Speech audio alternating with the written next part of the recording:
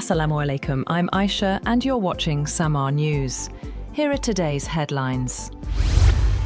Iran has ruled out the start of direct negotiations with the United States until Washington stops what Tehran describes as violations of the June 2026 Islamabad Memorandum of Understanding. Iranian Foreign Minister Abbas Araghchi said there are currently no direct talks between Tehran and Washington, with communication limited to messages exchanged through mediators as efforts continue to find a way back to negotiations. He said mediators are continuing their efforts to establish conditions that could eventually allow the negotiation process to resume. Iran and Oman are close to reaching an agreement on a temporary shipping corridor through the Strait of Hormuz, but Tehran has made clear that the deal alone will not reopen the strategically vital waterway. Iranian Foreign Minister Abbas Araghchi said negotiations with Oman were very close to an agreement, while Iranian security officials insisted that reopening the strait depends on separate conditions that must be accepted by the United States. Araghchi said Iran no longer accepts the previous shipping traffic separation system and is discussing an interim route with Oman. Moreover, Iranian army spokesperson Brigadier General Mohammad Akraminia has declared that the new order governing the strategic waterway is irreversible and warning the United States it will face a heavier price if it refuses to accept the situation. He said Iranian forces would remain steadfast until the new system is fully consolidated, while Tehran's top security official separately outlined conditions that Washington must meet before the strait can reopen.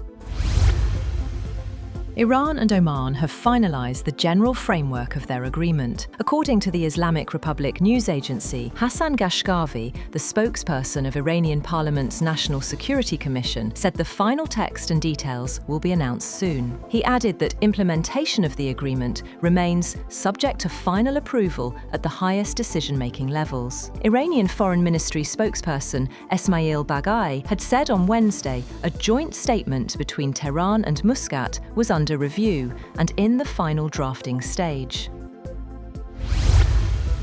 A US official has reported progress between Iran and Oman that may soon reopen the Strait of Hormuz, potentially restoring oil exports that have been disrupted by the 5-month-old US war with Iran. The official said Washington anticipated an agreement soon between the two countries so that normal oil traffic could resume. He said once the deal is announced to restore commercial shipping without impediments, the United States will lift the blockade of Iranian ports. US President Donald Trump says he expects the war with Iran to end pretty soon, expressing confidence that Tehran cannot sustain the conflict much longer. Speaking at the White House, Trump said negotiations were progressing and suggested a resolution could come soon as diplomatic efforts continue over reopening the Strait of Hormuz. Trump also rejected reports of US ammunition shortages, saying the military has massive amounts of ammunition, while acknowledging supplies of some weapons are tighter. He added that US defense companies are expanding production of Patriot and Tomahawk missiles. Months of fighting with Iran have placed growing pressure on US weapons stockpiles, with American officials warning that critical missile and air defense inventories have fallen to levels that could affect Washington's ability to respond to another major conflict. The depletion has prompted the Pentagon to move weapons and military assets from Europe and Asia to the Middle East, delay some deliveries to allies, and order defense companies to dramatically accelerate production. Senior officials said the shrinking supply of air defense missiles and other critical weapons has privately alarmed senior Trump administration officials.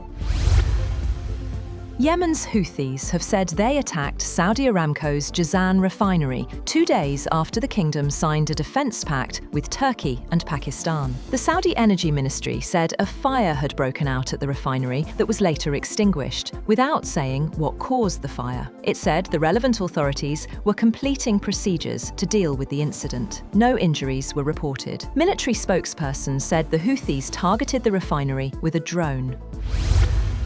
That's all for now. For more updates, visit www.samaa.tv. Thank you for watching SAMAA News.